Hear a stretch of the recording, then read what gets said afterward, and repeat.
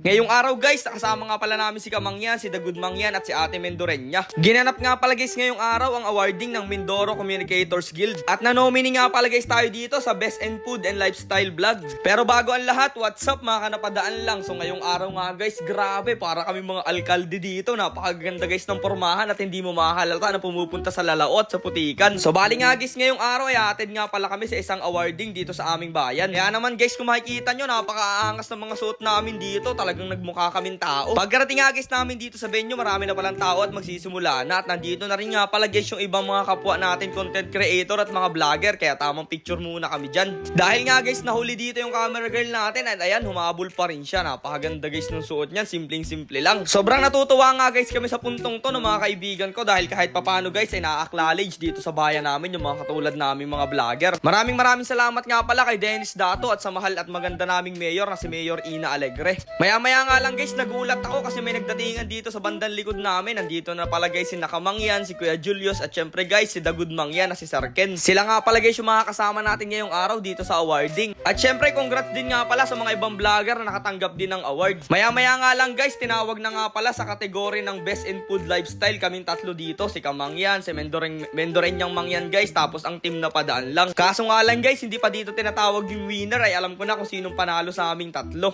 Ano ba naman guys ang laban natin sa isang Kamangyan at nag-iisang Kamangyan dito sa Mindoro? Syempre saludo tayo palagi dyan. Sila guys yung mga pioneer na vlogger dito sa aming probinsya, kaya sila rin lang guys yung naging inspirasyon namin. So bali nga guys, tatlo kaming nanomini dito sa Best in Food and Lifestyle. Kaso nga lang guys, ang nanalo dito ay si Kamangyan, kaya congrats sa kanya. Pero kahit na ganun guys, nagpapasalamat ako dahil isa kami sa nanomini at syempre isang karangalan din guys na makalaban o makatunggali ito si Kamangyan dito sa Best in Food Lifestyle Vlog. Doon pa lang guys ay panalo na kami. Lubos rin nga pala ako nagpapasalamat sa mga taong simula noon hanggang ngayon ay nananatiling nakasuporta sa aming grupo kahit anong mga nangyari. Syempre nagpapasalamat din ako sa mga katulad naming vlogger na talagang tudo suporta sa bawat isa. Basta guys, patuloy lang kaming gagawa ng masarap na food trip at masayang adventure kahit na guys medyo mahirap at minsan naiinitan at nagkakasakit kami, okay lang yun. Ganun naman talaga guys ang buhay, kailangan natin magsika para sa ating mga pangarap. Kahit meron guys tayong mga basher ay okay lang yun, kasama naman talaga yun sa buhay ng pagbablog. Talagang pag pumasok ka sa mundo ng social media, humanda ka na sa mga ganong bagay. At salamat nga pala Lord dito sa mga award na natatanggap namin sa araw-araw at syempre sa pag-iingat nyo sa aming grupo tuwing umaalis kami at pumupunta kami sa Lalao o mangroves. Lahat ng achievements at parangal na natatanggap namin Lord ay galing lang to sa'yo at sa'yo to, kaya maraming salamat Lord kasi pinaparanas mo sa amin yung mga ganitong bagay. Wala kaming kayang ipagyabang sa'yo Lord kasi sa'yo lang galing lahat ng meron kami dito, kaya maraming salamat.